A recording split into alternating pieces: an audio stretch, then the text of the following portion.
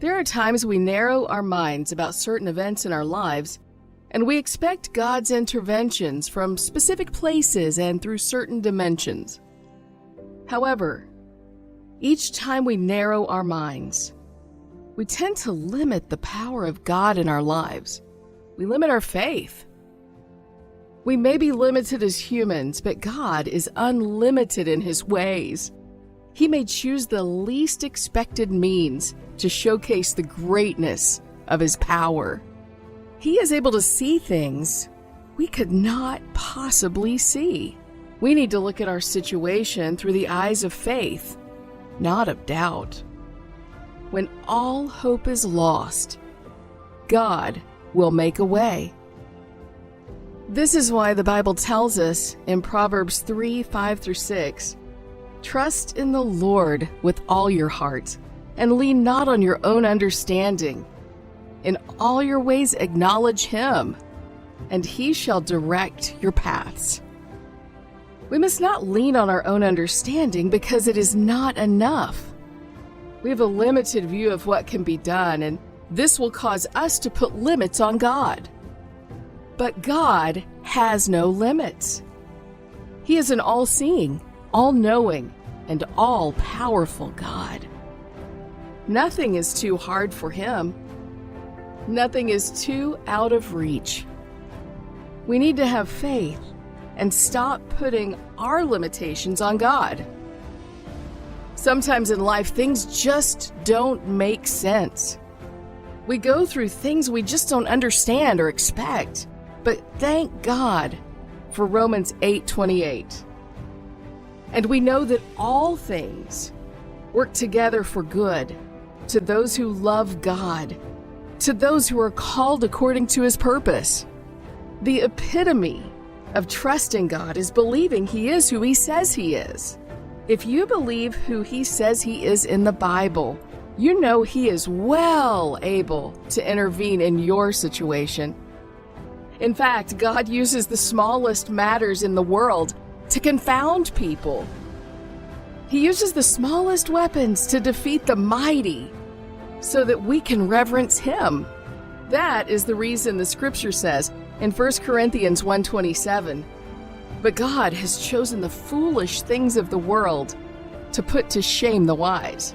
And God has chosen the weak things of the world to put to shame the things which are mighty." God is so mysterious in His ways. His paths are past finding out. God is in every situation, whether big or small. 1 Kings 19:11-12. "And behold, the Lord passed by, and a great and strong wind rent the mountains, and brake in pieces the rocks before the Lord. But the Lord was not in the wind. And after the wind, an earthquake. But the Lord was not in the earthquake. And after the earthquake, a fire. But the Lord was not in the fire. And after the fire, a still, small voice." When God chose to speak with the prophet Elijah, who was running from Jezebel, He caused a boisterous wind to blow. There was whirlwind, fire, and earthquake, but God was not in any of them. But there came a still, small voice, and there was God. Sometimes we think God will come through great shouts and trembling, but He may choose to showcase Himself even in the quietest silence.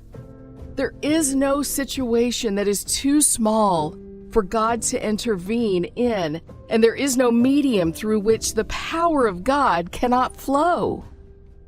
2 Kings chapter 6 verses 1-7, interestingly, shows how a construction site turned into a miracle scene. The most amazing miracle could be experienced anywhere and at any time, provided we have God on our side. The power of God is not more in certain places than other. God is as powerful here as He is in any other place. His power does not increase or reduce with time or place. The sons of the prophet had pleaded with Elisha to go with them to fell trees for the construction of a more spacious room, and he went with them. 2 Kings chapter 6, verses 5 through 7. But as one was felling a beam, the axe head fell into the water, and he cried, and he said, "Alas, master, for it was borrowed." And the man of God said, "Where fell it?" And he showed him the place, and he cut down a stick and cast it in thither, and the iron did swim.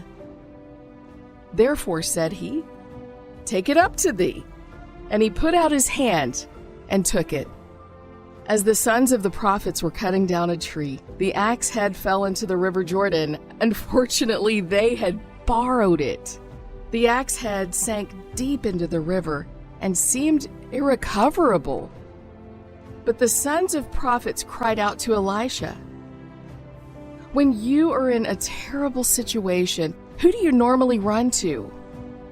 Some of us would rather talk to people who cannot offer us any help than to confide in the people of God. Unfortunately, many believers do relate their problems with their unbelieving neighbors instead of crying out to the servants of God, while there are some that would rather suffer in silence than to cry out for help. When you honor God in the lives of His servants, you will propel your miracle to be birthed. Prophet Elisha asked where the axe head fell, and they showed him. He simply cut down a stick and cast it at that spot, and miraculously, the axe head floated. God is awesome. He specializes in seemingly impossible situations. How can an iron float on water? There is surely no scientific explanation for that. The spiritual law of substitution comes into play here. Naturally, a stick can float on water. The stick that the prophet Elisha cast into the river substituted for the sunken axe head. The stick sank, the axe head floated. The prophet ordered them to reach out for the axe head, and they picked it up. The recovery of the axe head by miracle shows that God is concerned about the smallest matters in our lives. If God could cause a miracle to happen that brought about the recovery of an axe head, which had sank into a river, how much more will He cause a miracle to happen in your life?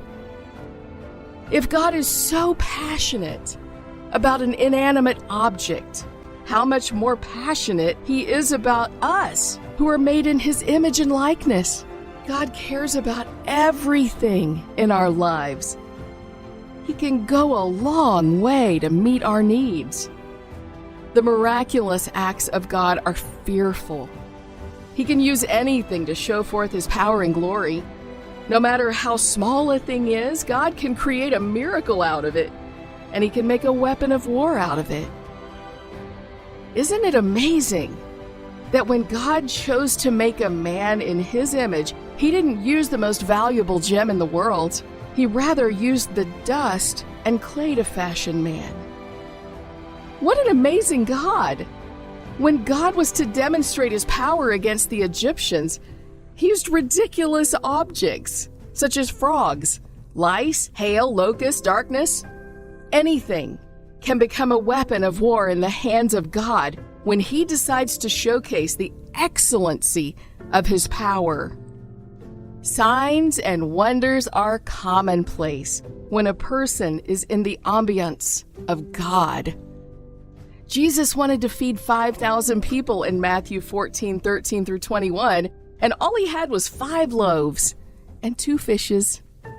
With this little supply, Christ confidently ordered all the people to take their seats. Not long after, He had multiplied the meal. Amazingly, 12 baskets full of leftovers were gathered from 5 loaves and 2 small fishes. Psalm 37, 3 through 6 says, "Trust in the Lord and do good. Dwell in the land and feed on His faithfulness. Delight yourself also in the Lord, and He shall give you the desires of your heart. Commit your ways to the Lord. Trust also in him, and he shall bring it to pass. He shall bring forth your righteousness as the light, and your justice as the noonday.